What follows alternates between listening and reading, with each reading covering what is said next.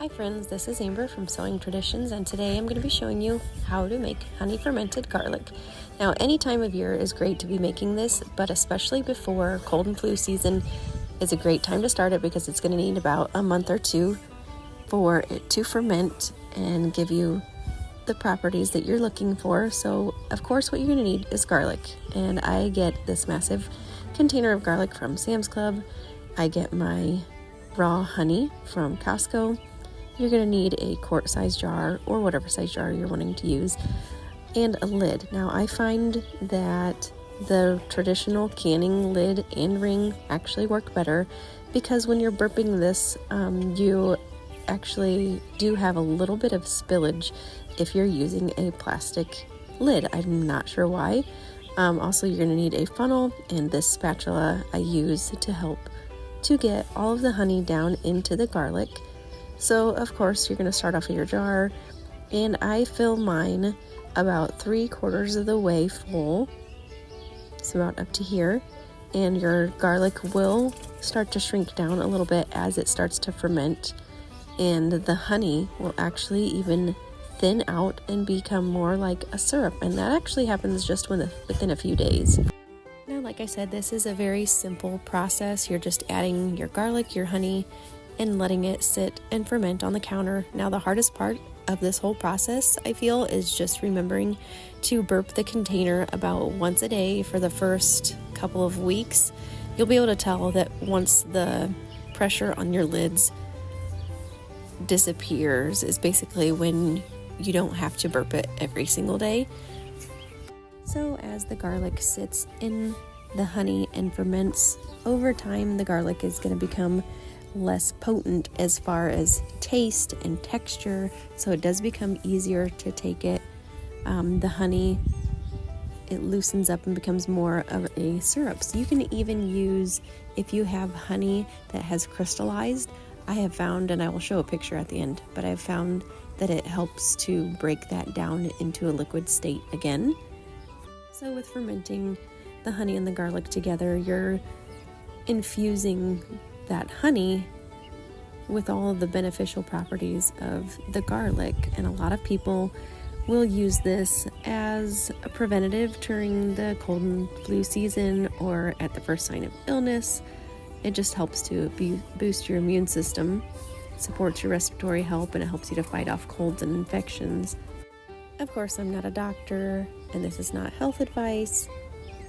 You can take this however you feel it may benefit you, if you feel like it would.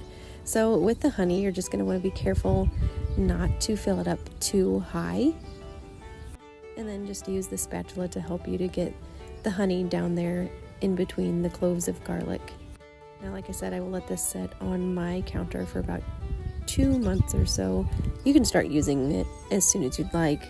It's just that the longer it sits, the more fermentation happens and the more benefits you're going to get from them. Now, this can last you up to a year, and yes, you can take both the honey and the garlic. You can take them separately, you can take them together.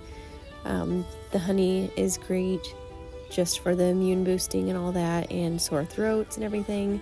You can also eat the cloves of garlic. Now, if you've not done this before, like I said, it does get better tasting with time. However, you can start with just using small pieces, maybe taking just small chunks of the garlic instead of the entire thing until you've tried it, and make sure that you can handle it because it is a little bit potent. As far as our family goes, we make at least 2 of these jars a year for ourselves, and those last us the entire cold and flu season. So this is about as far as I fill mine up.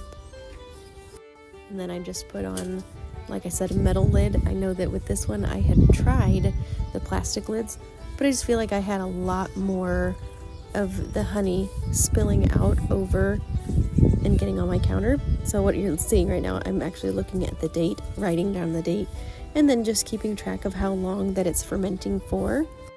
One thing to keep in mind is just cleanliness when it comes to things when you're fermenting. So for instance, I would not take a spoon, scoop out some garlic and honey, take that, and then put the spoon back in the dish. I would get a whole new spoon to put it into your container so that you're not transferring any bacterias into your jar. This jar right here is actually about a year old, and so you can see that the honey is much darker than what it was when we first started this. And then I'm just emptying out the rest of the container. So as you can see, this is a super simple process.